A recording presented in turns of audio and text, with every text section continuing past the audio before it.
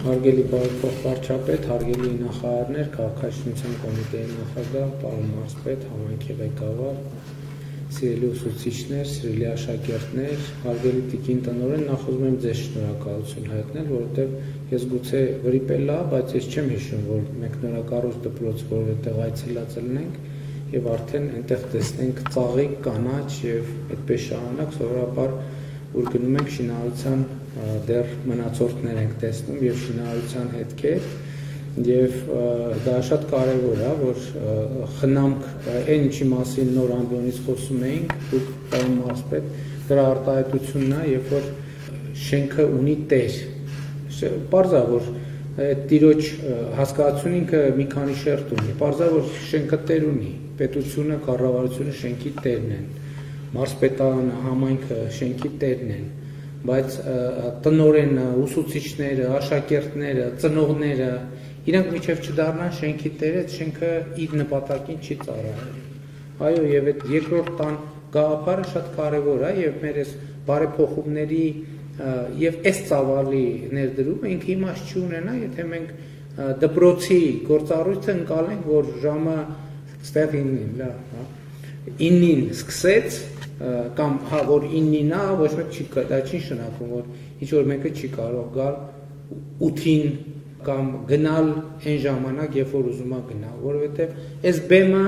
նրա համար չի միայն, որ ժողովներ անեն, այս բեմը նրա համար է, որ երեխաները ստեղծագործեն, հոյակապ դաշտ կա, հեծանիվներ կան, սեղանի թենիս կա, ես չգիտեմ, համոզված եմ, Երևանում նույնիսկ թենիս սեղանը այդքան հարմար բան չի տանը ունենալու համար ինչի պետք է միշտ հասանելի լինի երեխաներին բասկետբոլ խաղալը, ֆուտբոլ խաղալը քաղաքաշինության կոմիտեի նախագահը ասեց որ տեսանք ոչ միայն ասեց նորամուծություններ կան այդ սթրիթ վորքաուտի որոշակի գործիքներ պետք է սա շատ կարևոր բան է փոփոխությունը այսինքն եւ պետք է շենքը մշտապես դպրոցը մշտապես հասանելի լինի եւ համոզված եմ դպրոցում ավելի հարմար կլինի դասը սովորել անկախ նրանից երկարօրյա կա թե չէ այսինքն այդ երկարօրյան դպրոցում մնալը դպրոցում ապրելը դպրոցի խնամք տանելը որովհետեւ բուսաբանություն անցնում ենք չէ բայց բուսաբանություն անցնելը մի բան է հետո այդ բուսաբանության գիտելիքը հողի վրա կիրառելը բոլորովին ուրիշ բան է եւ դա ուսումնառության իհարկե շատ կարեւոր process է ես ինչքան հասկացա լուսակնում երբեք նախկինում դպրոց չի եղել թե եղել է այսինքն սա այն դեպքերից է որ գյուղը իր պատմության ընթացքում առաջին անգամ ունի դպրոց եւ հիմա դա շնորհավորելու առիթ է ես լաբորատորիաները որ նայում ենք եւ սարքավորումներն ենք նայում հիմա գիտեք ինչ մեր իրականության մեջ երբ որ մենք ասում ենք որ կրթության հավասար հասանելիություն նկատի ունենք հետեւյալը հիմա մեր իրականության մեջ ցավոք ստացվել է այնպես որ մեր երեխաները հազարավոր գուցե տասնյակ հազարավոր երեխաներ մեր ունեցած պայմանների պատճառով կամ մեր չունեցած պայմանների պատճառով ըստ էության հավանականությունը որ որևէ մեկը կկարողանա դառնալ օրինակ քիմիկոս այդ հավանականությունը 60, 70, 80, 90%-ով նվազում է այստեղ այս նոր դպրոցում այս դպրոցում իրական Հայաստանի դպրոցում 4-րդ հանրապետության դպրոցում ոչ միայն կնում դա չի բացառվելու այսինքն պետք չի այսինքն չի նշանակում որ երեխան որը լուսական դպրոցում է ավարտել ինքը պարտադիր արդեն մենք գիտենք ինքը ինչ մասնագիտական ինչ ամպլիտուդա կարող է ունենալ առավելագույն նշաձողերով այս դպրոցը ոչ մի ընդհակառակը դպրոցը նրա համար չի որ երեխաների համար զարգացման առավելագույն ֆիքսի դպրոցը նրա համար է որ երեխաների զարգացման առավելագույնի շեմը վերացնի եւ այս դպրոցը իր ձևով եւ բովանդակությամբ հենց պետքա դառնա այդպեսին իհարկե մենք դպրոցը ավելի մեծ թվով աշակերտների համար նախատեսված է սպային քան մենք ունենք սա բայց մյուս կողմից մենք դեռ պետք է հասկանանք երեխաների թիվը քիչ է որովհետև այսինքն ես համոզված եմ որ դա էական պատճառ է որովհետև եթե դպրոց չկա դա եւս մի պատճառ է որ ընտանիքները խուսափեն այդ գյուղում ապրել երեխաներ ունենան, որովհետև մարդը մտածում է լավ, ցանկացած ծնող իր երեխայի ապագայի մասին մտածում է։ Իհարկե, ես համոզված եմ, որ դպրոցը գյուղում ապրելու մթնոլորտը, միջավայրից մենք խոսում ենք բարեկեցություն։ Բարեկեցությունը, ասենք լավ, եթե գյուղում դպրոց չկա, լավ բասկաթոռ կա տանը։ Դա բարեկեցությունն է, դա ինչ կապ ունի բարեկեցության հետ։ Եթե չկա դպրոց եւ կողքի տանը կա լավ բասկաթոռ,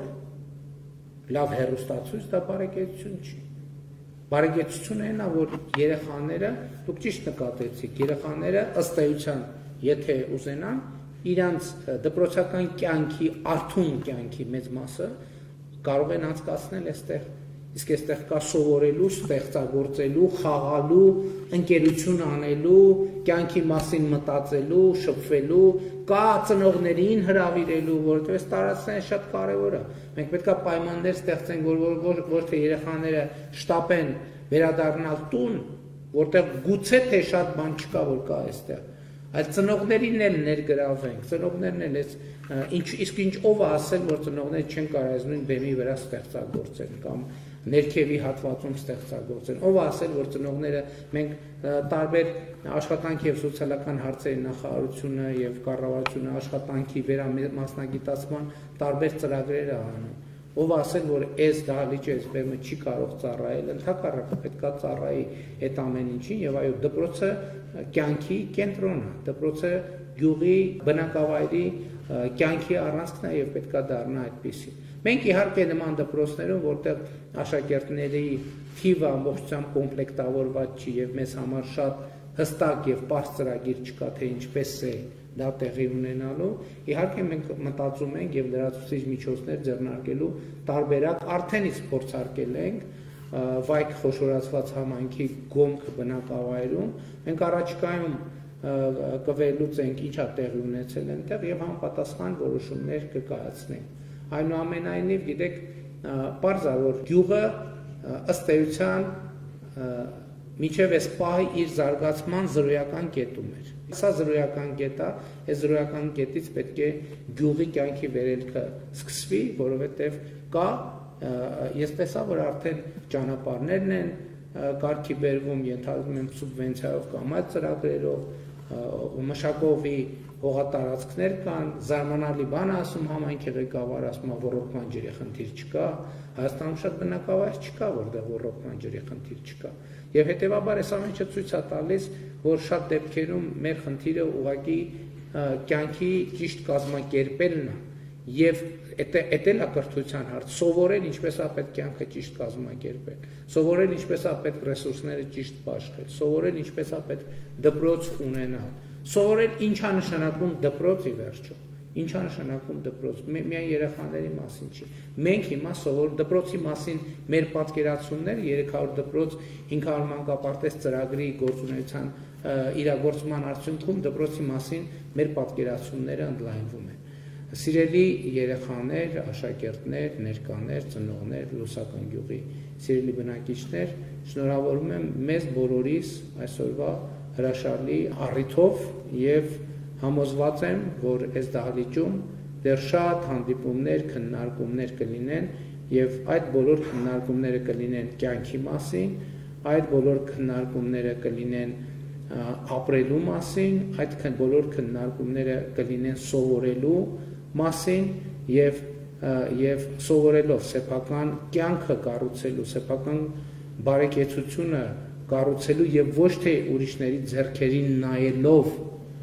ապրելու մասին։ Սա շատ կարեւոր է, այս է պատճառը, որ մենք հենց մտքի մոտ ձեզ դիմավորում ենք լավ սովորիր, որ լավ ապրես կարգախոսով, որովհետեւ իմացեք, ձեր լավ ապրելը